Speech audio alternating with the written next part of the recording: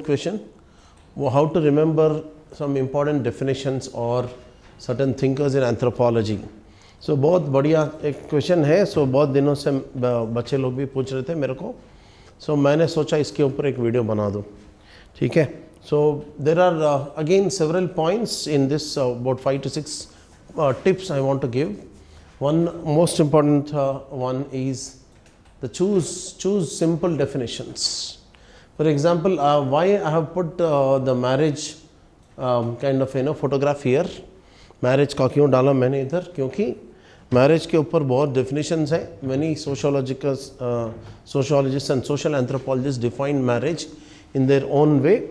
So marriage, according to many scholars, is the union between a man and a woman, and they have a legitimate social relationship, and the children born to them are recognized by the society. So this is one kind of a standard definition used by many scholars.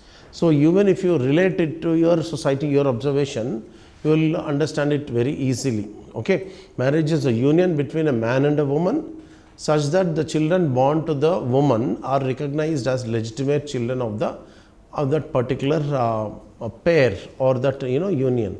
That is one definition which is very popular, used by scholars like Malinowski, R.C. Brown, etc., and also Notes and Queries of Anthropology, which is published by the Royal Anthropology. Social aspect, it's a social arrangement, number one. Yes, definitely it's a social arrangement, because without society, usually marriages are not recognized. The social approval or social stamp of approval is needed. Now we can even enter into many new dimensions that are coming up, new developments like gay marriages, homosexual marriages, live-in relationships. In fact, UPSC has also asked that question. हम लोग वो relationships को ये definitions के द्वारा भी समझ सकते हैं. When you apply the definitions a lot into the current situations, go back to the traditional situations, traditional observations that you have made, then these definitions will go and sit in your head. Okay, so एक तो ये हो गया social arrangement in which a child enjoys legitimate possession. Right, every word to word you need not translate and just mug up and dump there. This child enjoys a legitimate possession. Matlab, the child has to be given legitimacy. Okay, so this legitimacy is very important. Unless the child enjoys the legitimate possession, the couple cannot be treated as the legitimate parents of the child. And this legitimacy binds the society to the individual. Okay, so this man always speaks about the society first rather than the individual. So ये school of thought अगर आपको समझ में आ गया, so social structure and the concept of social structure and structural functionalism and how structure functions, then automatically you will understand the definition of RCB. So you need not even worry about the thinker name, the definition from which school of thought. If you mix all of them together, link them and apply in the traditional scenarios and current scenarios and the changing scenarios, as far as marriage is concerned, you will observe, you will get this directly into your head. Okay, इसके लिए you need not worry. Now let me go in this sequence, right? I was trying to showcase some other ideas here. एक एक करके देखते हैं. Now they should fit naturally. Okay, that means they should not be out of context. These definitions should not be out of context, but in fact they should fit the context perfectly. They should be based on the context. That means the student has to first understand the context first, based on the question or the topic that is relevant. So what is the context? For example, if a question has come, right, define anthropology. How do you prove that anthropology is a holistic discipline, or anthropology is a discipline with wide applications to the society? Or another question, anthropology has as a comprehensive discipline or holistic discipline has got wider scope, discuss. ऐसा 3-4 questions अगर आ गया, so you can actually watch the video again and see the questions, because all the questions come extempore to me. So just grab the question and put this definition, you will understand. So if you can start the answer with this definition, it would be okay. Or while giving your viewpoint with examples, with thinkers, ideas, and the other basic knowledge. Okay, everything is a grist. In fact, this definition, you see this carefully, everything is a grist to the mill of anthropology. बहुत बढ़िया सा एक definition है, anonymous of course, we don't know who has given this definition, but this definition says that to the mill of anthropology everything is a grist. That means एक जो motor होते हैं ना, piston motor, something like a machine, to that which actually what you call processes that cereals and grains and gives the flour. So it is a mill in which you can actually what you call process the grains. That is a general English saying. So grist to the mill means you have that raw material, that thing, that is what is exactly the word here is the input. Everything that is part of the human life, everything here means everything that is part of human life is an input to the anthropology. That means anthropologists study the society from a wider scope. Every kind of development that happens in the humans in the past, in the present, and also that is going to be happening in the future. Everything, whether it is social, cultural, political, economic, technological, or everything, and cultures, festivals, food, all these are a part of anthropological study, because these are, according to core believers in anthropology, say that these belong to the core of anthropology.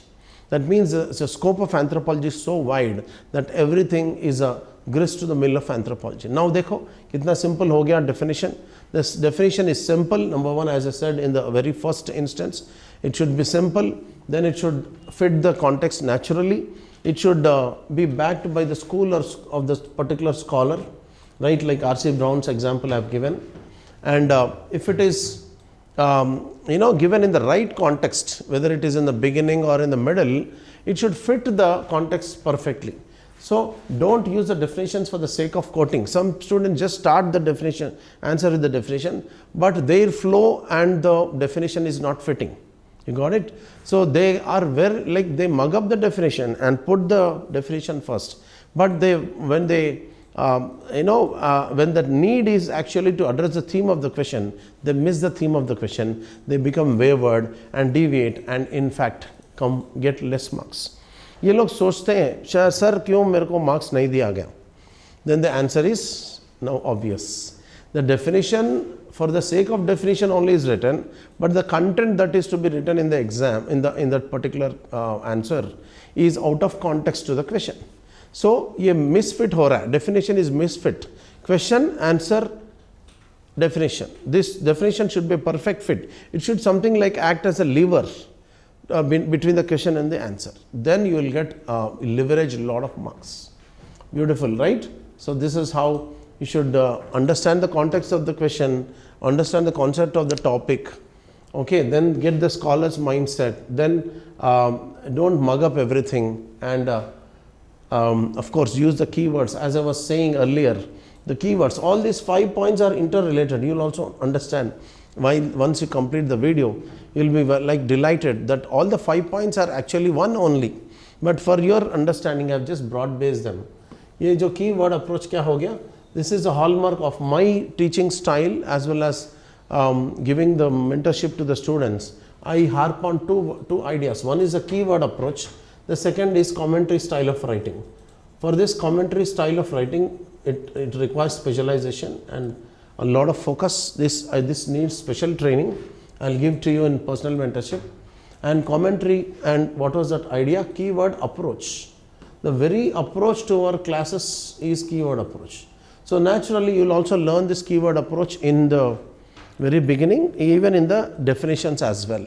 So as I was telling earlier, legitimate, okay, socially accepted, then social arrangement. These are the keywords that should come in the definition, irrespective of the flow of the exact syntax. You may, remember the entire definition in its actual sense, or you can use the keywords and present the idea. The idea is important to the examiner, not exact word to word verbatim repetition. Okay, so I thought this will help to you in dealing with these definitions and thinkers. And thinkers automatically, once you are thorough with the school of thought they belong to, whether they are structural functionalists, they are structuralists, or culture personality school, based on the school of the thought, based on their ideas, based on their books, you can easily remember the scholars. मेरा एक generally ऐसा होता है, I open my classes with lot of promises, and 7 to 8 promises minimum I make, and my students, अब मेरा reviews भी देख लेना, you see I deliver on each and every promise that I make in the beginning. In fact, I over deliver, I under promise, rather I give them more than that I promise.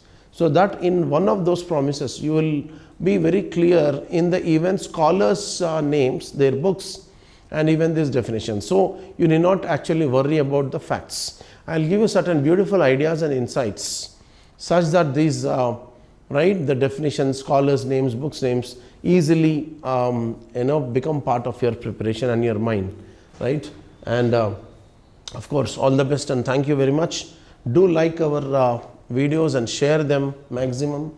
Comment and what more videos that you want me to make on the subjects or the topics, and of course subscribe to our channel. Thank you very much. Take care.